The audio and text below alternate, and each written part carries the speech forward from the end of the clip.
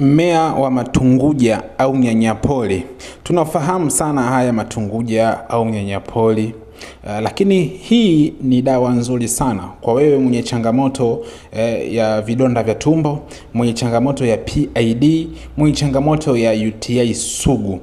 Wakati mwingine inakusababisha kutokwa na damu, unatoka na damu unapojisaidia haja ndogo. Sasa nisikilize vizuri, niweze kukupatia hii tiba inayoweza kutibu changamoto hizo nilizoweza kukuelezea.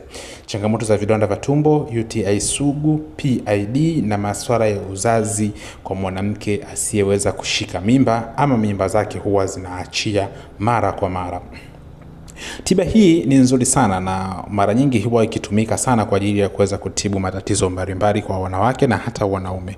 Na kama una matatizo hayo niliyoweza kukuelekeza vizuri, basi jinsi ya kuweza kutumia kwa ajili ya kuweza kutibu vidonda vya tumbo, PID, UTI sugu, kutokwa na damu katika njia ya haja ndogo, matatizo ya uzazi, basi chukua hayo majani yake, kisha utayakausha vizuri kabisa.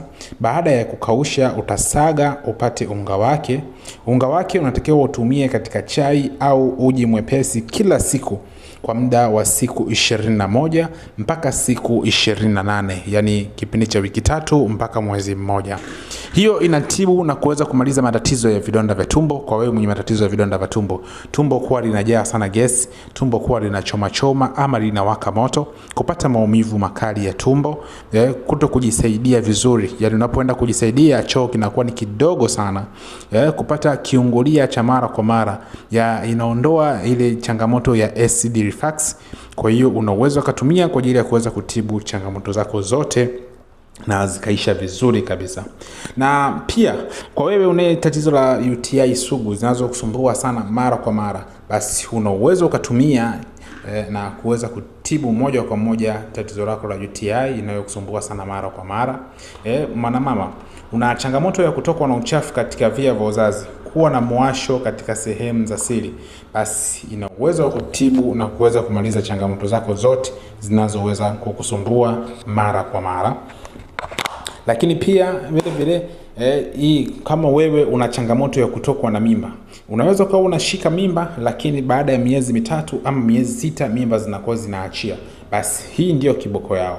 Tumia kwa ajili ya kuweza kutibu changamoto zinazoweza kusumbua sana katika kuachia kwa mimba, au pati mimba kabisa, yani unakuwa na changamoto ya kutokushika mimba, basi una uwezo kutumia na baada ya mwezi mmoja ama miezi 2 ukajikuta tayari ni mjamzito, umeshaweza kuconceive. Hivyo inaweza kufanikisha malengo yako vizuri tena ipasavyo kabisa.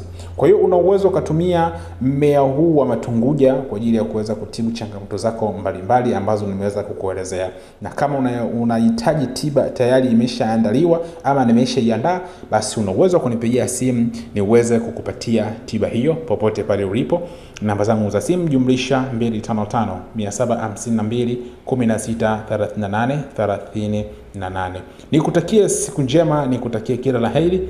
Usisahau kusubscribe ili kuendelea kupata mafundisho haya ninayoweza kukupatia kila siku, mtaalamu wa mimea tiba ya asili. Nikutakie siku njema.